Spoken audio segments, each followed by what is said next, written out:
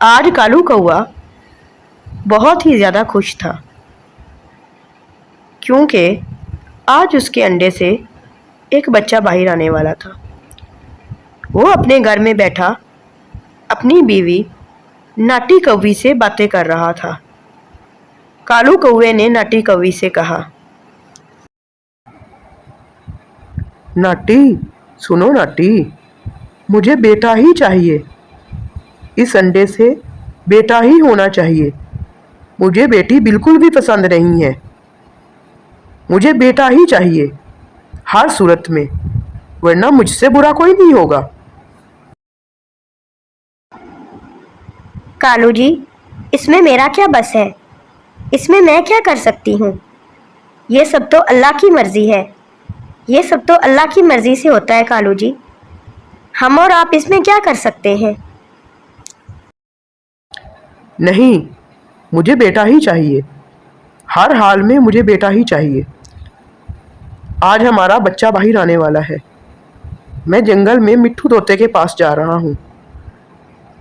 शाम को जब मैं वापस आऊँ तो मैं अपने बेटे से ही मिलूँ। बेटी नहीं होनी चाहिए, वरना मुझे बहुत ही ज़्यादा बुरा लगेगा और मुझसे बुरा कोई नहीं होगा। चलो, अब मैं चलता हूँ। कालू कौवा वहाँ से चला जाता है और जंगल में मिट्ठू तोते के पास जा बैठता है। वो जाकर मिट्ठू तोते से कहता है, यार मिट्ठू, आज तो मैं बहुत खुश हूँ। दिल करता है कि पूरे जंगल में मिठाइयाँ बांटूं। आज मेरा बेटा इस दुनिया में आने वाला है।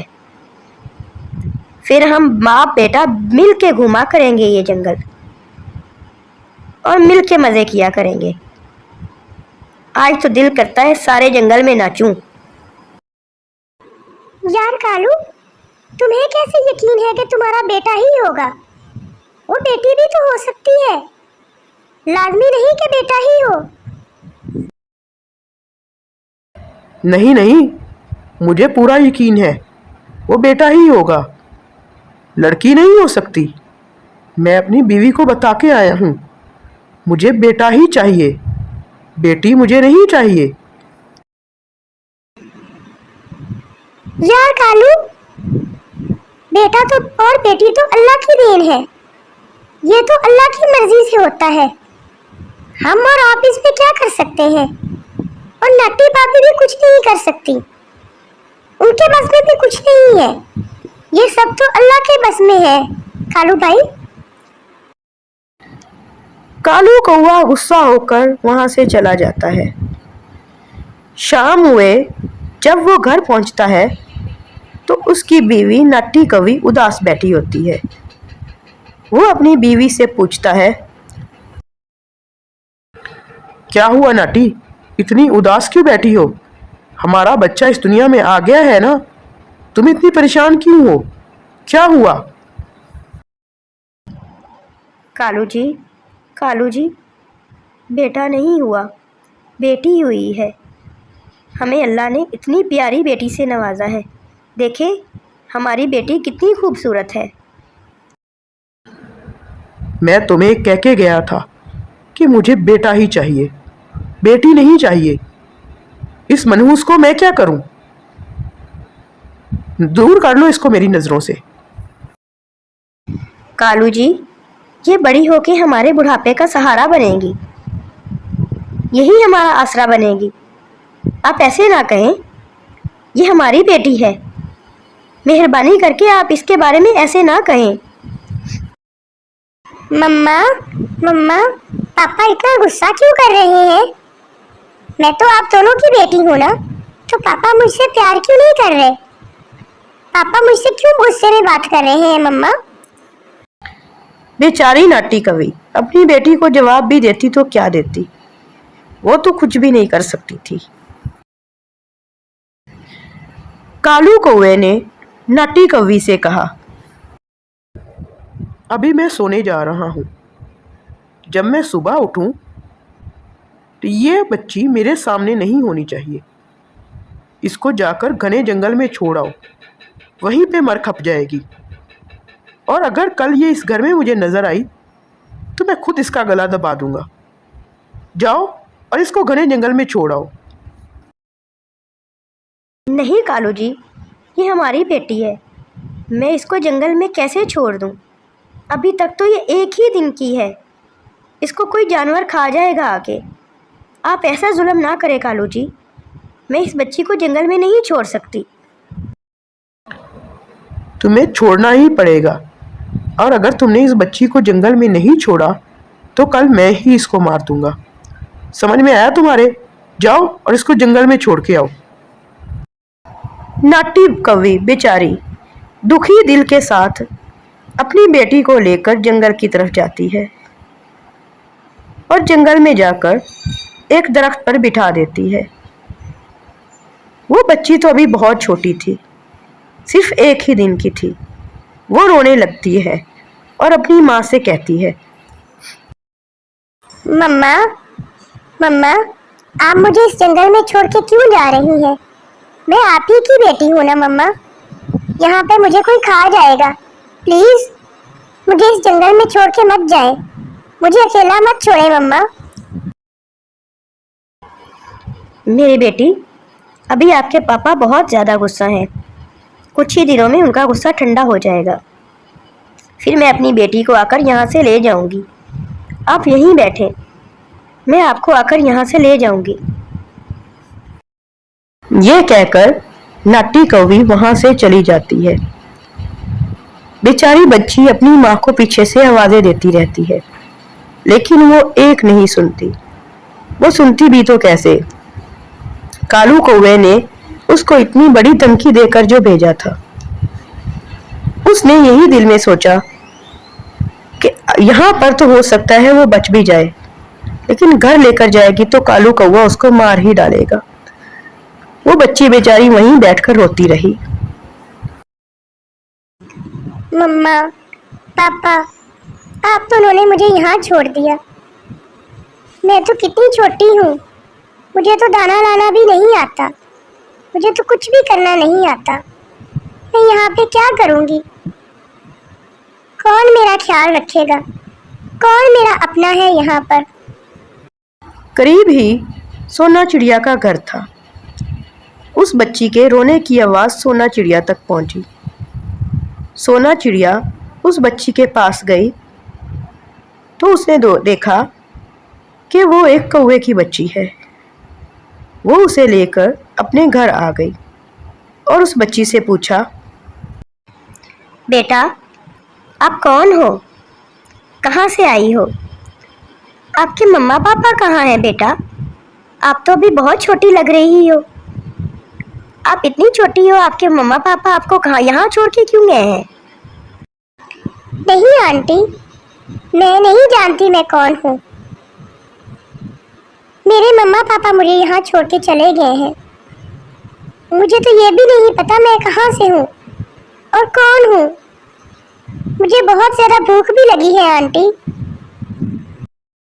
सोना चिड़िया उस छोटी सी बच्ची को खाने के लिए दाना देती है और सोचती है, पता नहीं कौन से ऐसे जालिम माँ बाप थे जो इस छोटी सी बच्ची को यहाँ छोड़कर चले गए। अभी तक तो मुश्किल से ये एक दिन की है। चलो कोई बात नहीं, आज के बाद से मैं इसको अपने घर में ही रखूँगी और अपनी ही बेटी बना के रखूँगी। ऐसे ही वक्त गुजरता गया और वो छोटी सी बच्ची बड़ी हो गई थी। सोना चिड़िया ने उसे उड़ना भी सिखा दिया था।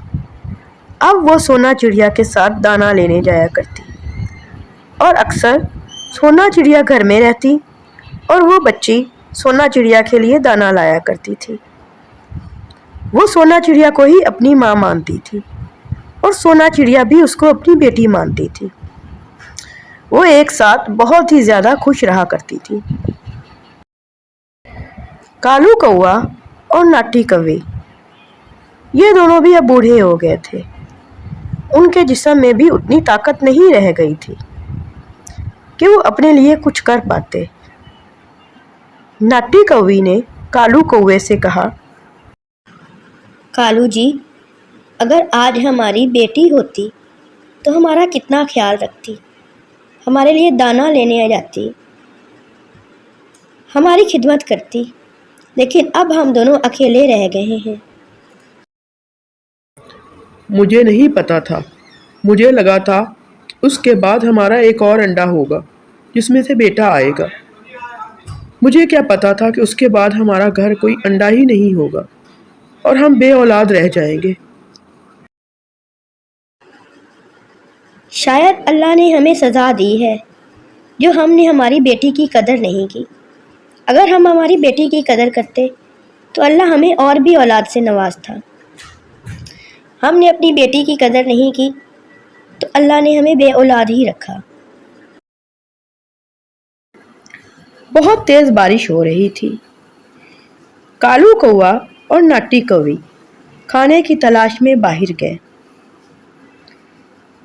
एक दरख्त के नीचे दोनों बैठ गए और आपस में बातें करने लग गए। वो दोनों बहुत ही ज़्यादा दुखी बैठे हुए थे। कालू कौवे ने नाटी कौवी से कहा, आज मुझे एहसास हुआ कि औलाद का होना कितना ज़रूरी है, चाहे वो बेटा हो या बेटी। आज हमारी बेटी होती तो इतनी बारिश में हम दोनों दर बदर की ठोकरें ना खा रहे होते। वो हमारे लिए खाना लाया करती और हम घर में बैठ के आराम करते। वो अभी बातें कर ही रहे थे कि आसमान से बिजली गिरी। नाटी कौवी तो बेचारी वहीं पे दम तोड़ गई और कालू कौवा जख्मी हो गया। बारिश रुकने के बाद मिट्ठू तोता कालू कौवे के पास आया और उसको जख्मी देखा। उसको उठाकर घर ले गया। कालू कौवा बेचारा अकेला रह गया। वो रो रहा था और अपनी किस्मत को कोस रहा था। मैंने अपनी बेटी को गंवाकर बहुत बड़ी गलती की। अगर आज वो होती तो मैं अकेला इस घर में ना पड़ा होता और मेरा कोई खिदमत करने वाला भी होता।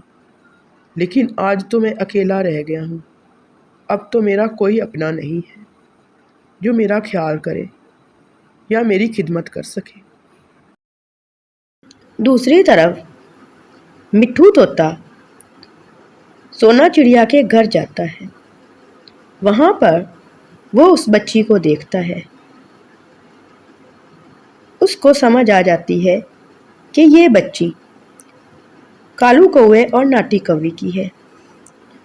वो सोना चिड़िया को सारी बात बताता है कि कैसे कालू कौवे और नाटी कौवी ने इस बच्ची को जंगल में छोड़ दिया था और कैसे अल्लाह ने उन्हें सज़ा दी है।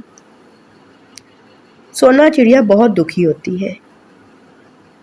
वो अपनी बेटी से कहती है, चलो बेटा, हमें साथ वाले जंगल जाना है। वहाँ पे चल के मुझे आपको कुछ बताना है। चलो मेरे साथ। क्या हुआ मम्मा? क्या हमारे वहाँ पे कोई रिश्तेदार रहते हैं जो हम साथ वाले जंगल जा रहे हैं? चलो बेटा, वहाँ पे चल के आपको सब कुछ पता चल जाएगा। चलो जल्दी चलो।